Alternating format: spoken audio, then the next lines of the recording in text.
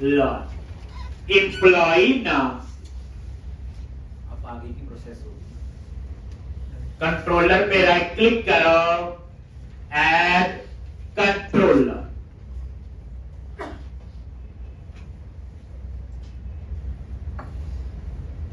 Add controller, ये controllers folder बनाओ।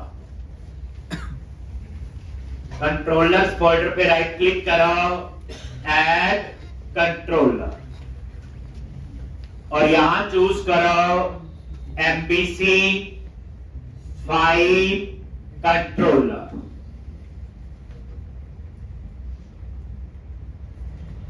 Then click on add.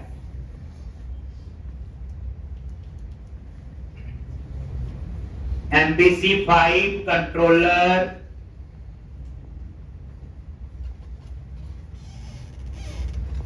then click on add.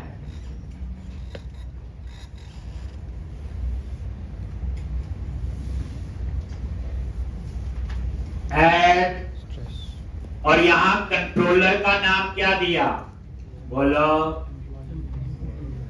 Employ.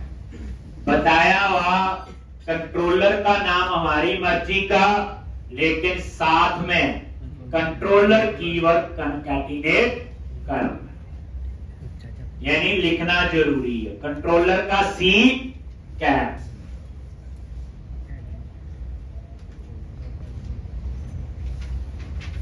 Then click on add.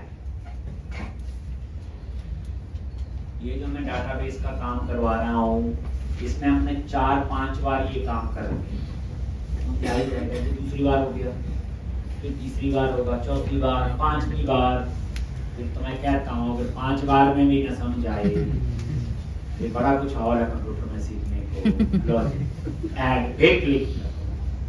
आपका role बच्चे जितना करवाया जाए उसकी रेगुलर प्रैक्टिस 3 से 4 बार करनी है बस, अपने आप। लॉज, अब ये देखो, ये कंट्रोलर बन गया। कंट्रोलर फोल्डर पे गए और यहां पे एम्प्लॉय कंट्रोलर,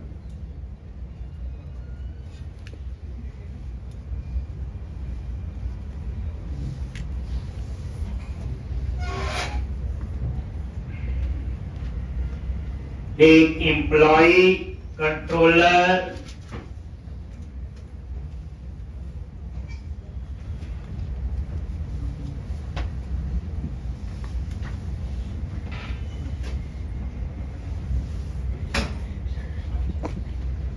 ठीक। अब यहां पे आपने क्या करना है, ठीक। तो सबसे पहले मॉडल को एक्सेस करना है। तो इसका मतलब मॉडल में तो डाटाबेस है, इस बार कैसे एक्सेस करेंगे, ध्यान से देखना। एक प्राइवेट नई चीज पता चलेगी, क्या बताया हुआ, कंट्रोलर क्या, रिक्वेस्ट सेंडर। कंट्रोलर किसको एक्सेस करेगा, मॉडल को, और व्यू को इंफॉर्मेशन पास करेगा। बताया हुआ ऐसा पूरा। प्राइवेट, अब हम यहां डाटाबेस एक्सेस करेंगे, रीड ओनली। अब इस मेंबर को मैं आपको बताऊंगा, पहले लिख लो, एप्लीकेशन डीबी कॉन्टेक्स्ट। ये जो मैंने क्लास अभी बनाई थी डेटा फोल्डर के अंदर, तो इसका मुझे नेम स्पेस ऐड करना है।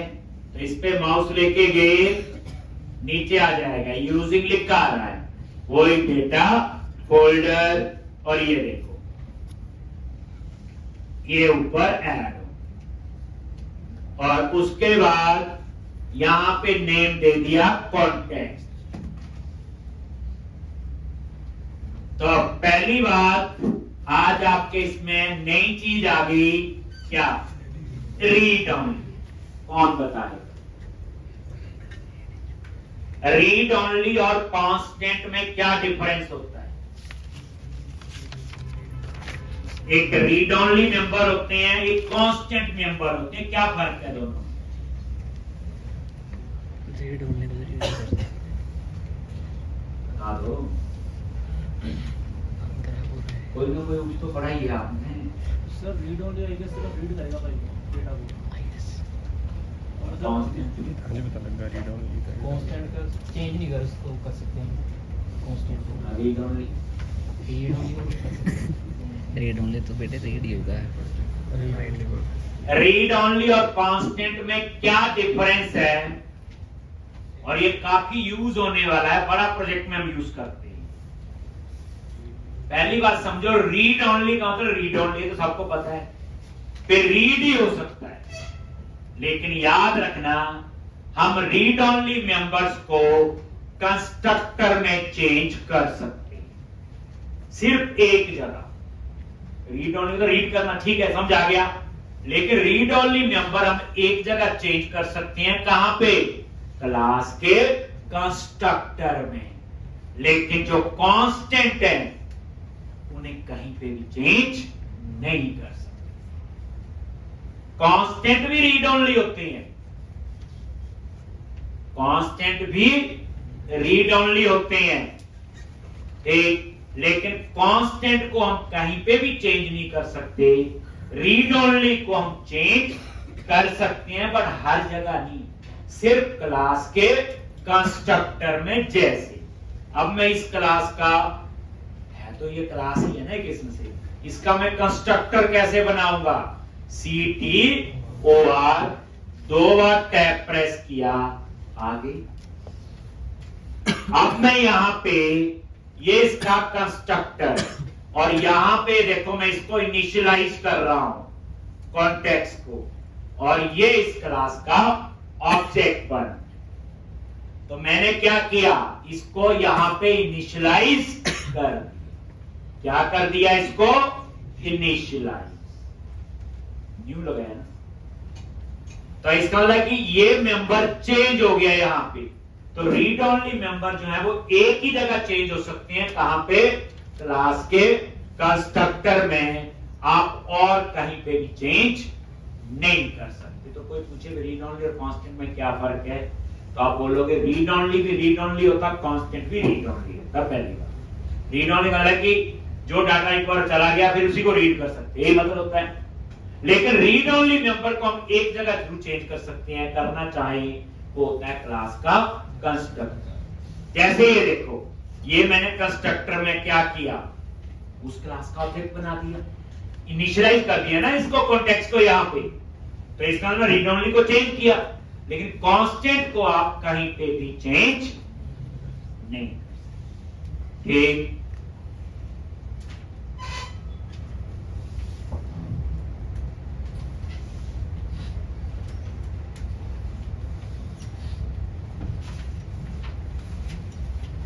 हो गया जी। अब आप क्या करो,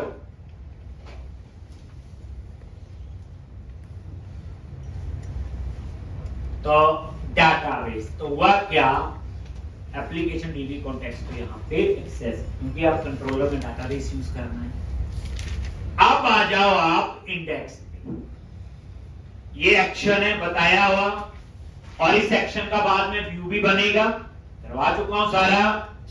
और ये कंट्रोलर में जो एक्शन होते हैं स्पेशल टाइप मेथड होते हैं जो व्यू के साथ एसोसिएट होते हैं। इस नाम का हम व्यू भी बनाएंगे, लिखा हुआ रिटर्न व्यू। तो मैंने क्या बताया था, मॉडल में हम बिजनेस लॉजिक होता है, उस मॉडल को हम एक्सेस करते हैं कंट्रोलर में, और उसको हम पास करते हैं फिर व्यू। कंट्रोलर क्या है आपका, रिक्वेस्ट हैंडलर, बताया हुआ 2 दिन ही बताया था पहले, ठीक, कि क्या ये होता है क्या। अब हम लोग इंडेक्स में क्या चाहते हैं, एम्प्लॉय टेबल से डाटा डिस्प्ले करना। क्या करना है, आपको याद है जो मैंने पिछला प्रोग्राम करवाया था, डाटाबेस नहीं था, इस बार तो डाटाबेस है। तो डाटाबेस से डाटा कैसे फेच करते हो, लॉजिक। वेयर एक नई डाटा टाइप सीखो, वेयर एक ऐसी डाटा टाइप है उसमें आप किसी भी टाइप का डेटा स्टोर कर सकते हो। आप इसमें स्ट्रिंग स्टोर करो, इंटीजर स्टोर करो, एरे स्टोर करो, कलेक्शन स्टोर करो, ऑब्जेक्ट, यानी you can store any type of information invalid data type. तो एक टेंशन खत्म है कि किस टाइप का है, जैसा डाटा होगा। जैसे मैंने यहां पे लिख दिया एम्प्लॉइज लिस्ट, ये वेरिएबल हो गया। अब आपने इसमें डाटाबेस से डाटा फेच करना है, तो सीक्वल की क्वेरी तो पता है, select star from table name, याद करो। याद क्यों करना, मैंने ही करवाया हुआ। कितनी बार करवाया सेलेक्ट? 4 बार। याद है, select star from TBM, select star from store position में लिखा, फिर select star from TBM where empty number लिखा, नहीं लिखा? ये डिस्प्ले का कोड है। बस इस बार जो ये सिंटैक्स हम यूज कर रहे हैं, ये एंटिटी फ्रेमवर्क। लेकिन एंटिटी फ्रेमवर्क में किसके यूज हो रहे हैं? उसको हम कहते हैं, क्या कहते हैं बोलो? Link, language integrated query. यानी लिंक के सिंटैक्स है, इसके LINQ बोलते हैं इसको, लैंग्वेज इंटीग्रेटेड क्वेरी।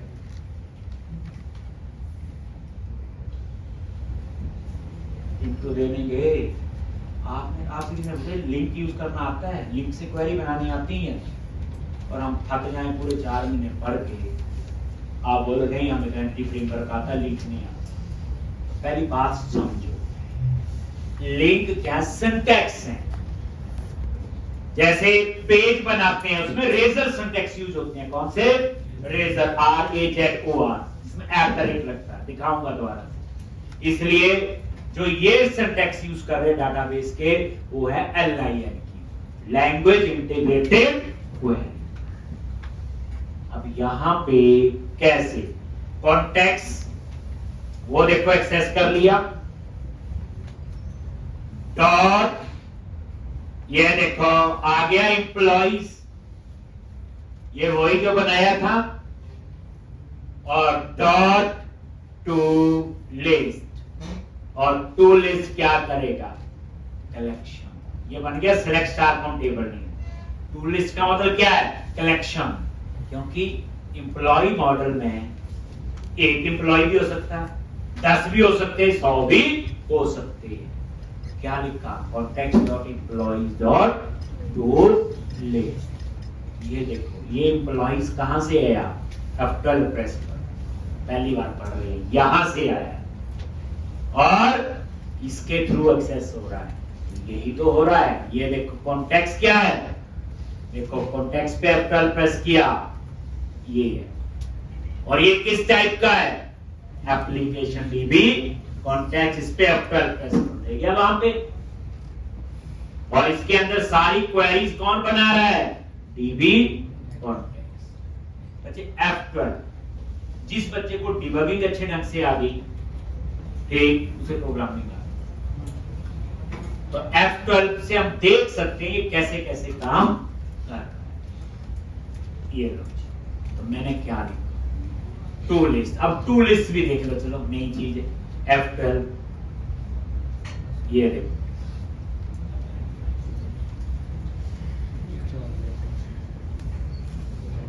ये लिस्ट रिटर्न कर रहा है। क्या रिटर्न कर रहा है? लिस्ट। लिस्ट क्या होती? कलेक्शन। कलेक्शन क्या होती? Array of object. ये वो ठीक। अब उसके बाद ये सारी इंफॉर्मेशन किसको पास करनी है? बोलो, व्यू, एम्प्लॉइज लिस्ट। किसको पास करनी है? व्यू। अब हम लोग एक व्यू बनाएंगे व्यूज फोल्डर के अंदर। कहां बनाएंगे? व्यूज फोल्डर में। और ये जो व्यूज फोल्डर है, ये हम कहां बनाएंगे? व्यूज के अंदर एक कंट्रोलर नाम से फोल्डर बना होगा। तो पुरानी और इस एप्लीकेशन में क्या फर्क हुआ? यहां डाटा डाटाबेस से आ रहा है, वहां मैंने एम्प्लॉय क्लास का ऑब्जेक्ट बना के खुद डेटा डाला, यही फर्क है। तो ये होता है डिस्प्ले का, context.employees.toList। ये डिस्प्ले का कोड है। एम्प्लॉय टेबल में जितना डाटा है वो इसमें आ जाएगा, और वो डेटा किसको पास हो जाएगा? व्यूज को। अब हम बनाएंगे फिर क्या इसका व्यू। व्यूज कहां बनते हैं बोलो? व्यूज फोल्डर पे आ गए और उसके अंदर एम्प्लॉय नाम से फोल्डर बना।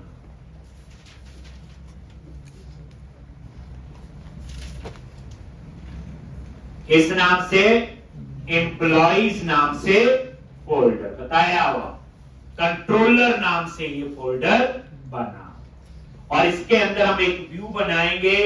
व्यू का नेम और एक्शन का नेम सेम होगा। अभी तक क्या करोगे? एम्प्लॉइज पे राइट क्लिक किया,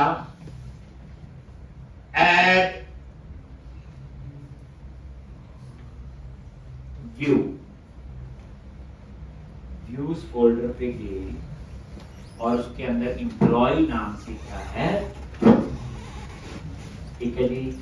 और यहां पे राइट क्लिक किया, ऐड और तो बच्चे कंट्रोलर के कोड पे पूरा ध्यान देना है, कैसे हम डाटाबेस एक्सेस करेंगे। अब हम लोग ये व्यू बनाएंगे और ये व्यू कैसे काम करेगा, बट इसके लिए ना कल आना पड़ेगा आपको। कल हम लोग ये डरना है बच्चे, इस तरह की हम 3-4 एप्लीकेशन